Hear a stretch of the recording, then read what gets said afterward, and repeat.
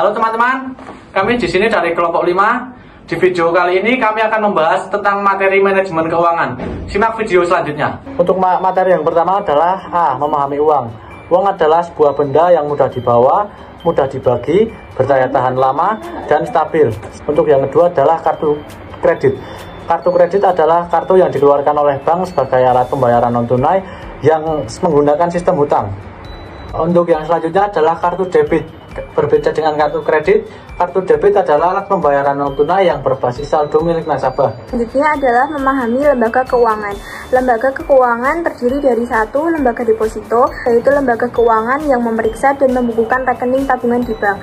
Yang kedua adalah lembaga non-deposito. Lembaga non-deposito adalah berbagai organisasi yang mengambil uang, menyediakan bunga dan jasa lainnya. Yang ketiga adalah electronic banking. Electronic banking adalah mesin yang digunakan dalam dunia perbankan guna menunjang pelayanan kepada para nasabah. Selanjutnya adalah memahami modal usaha. Terdiri dari satu, modal tetap, cost, atau modal investasi awal adalah modal yang diperlukan untuk mengadakan aset tetap atau permanen di kantor dan kebutuhan primer penunjang dapat dimulainya suatu usaha. Yang kedua adalah modal kerja atau working capital adalah modal yang dibutuhkan untuk pembelian atau pembuatan suatu produk atau jasa. Dan yang ketiga adalah modal operasional atau operational capital adalah modal rutin yang harus dikeluarkan setiap bulan untuk mendanai usaha kita. Berikutnya ada sumber modal usaha. Untuk memperoleh modal usaha, sumber-sumber berikut ini dapat dijadikan pertimbangan antara lain 1. Tabungan pribadi. Kemudian ada pegadaian. Modal usaha yang dapat juga diperoleh dari pegadaian dengan meminjamkan harta benda yang kita memiliki. Yang terakhir adalah pinjaman bank.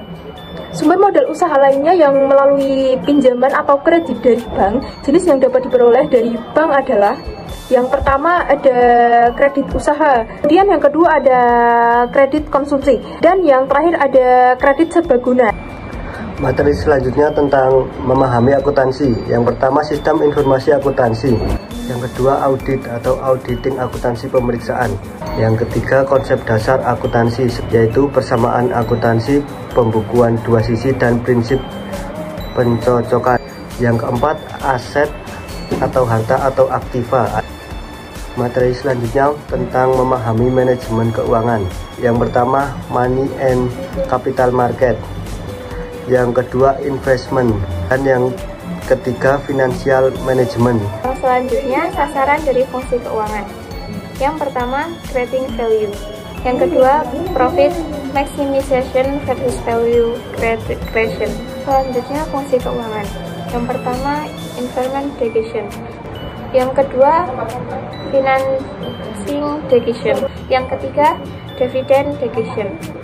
Selain ketiga fungsi ini, terdapat satu lagi fungsi keuangan, yaitu keputusan manajemen aktiva atau asset management decision.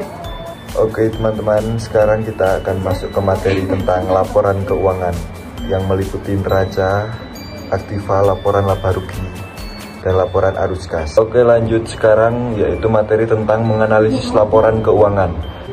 Dalam menganalisis laporan keuangan, yaitu terdapat rasio profitabilitas. Untuk yang kedua yaitu rasio likuiditas. Ketiga yaitu rasio aktivitas. Untuk yang terakhir yaitu adalah rasio utang. Materi selanjutnya yaitu pendanaan aktiva lancar. Semakin pendek waktu jatuh tempo utang perusahaan, maka semakin besar resiko pembayaran bunga dan pokoknya. Terdapat 3 alternatif pemenuhan dana dalam kaitannya dengan aktiva lancar, yaitu yang pertama, matching approach. Yang kedua, conservative approach. Lalu yang ketiga yaitu aggressive approach. Materi yang selanjutnya yaitu manajer keuangan. Manajer keuangan memiliki tanggung jawab. Yang pertama, perencanaan keuangan atau financial plan. Yang kedua, memonitor arus kas atau monitoring cash flow. Yang ketiga, kontrol keuangan atau financial control. Selanjutnya, kenapa sih banyak orang yang tidak kaya?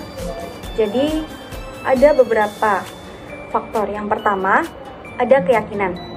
Yang kedua, ada tujuan. Yang ketiga, ada pemikiran.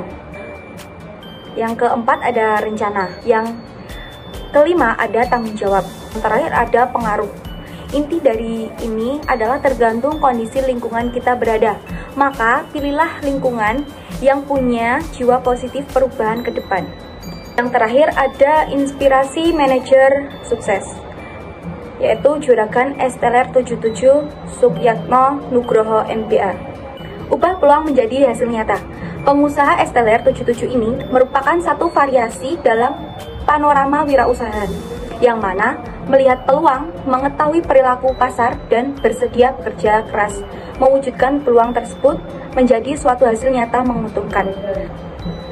Kesuksesan seorang wirausaha bukan sesuatu yang instan. Seorang wirausaha perlu bekerja keras untuk mentransformasi peluang itu menjadi suatu hasil nyata.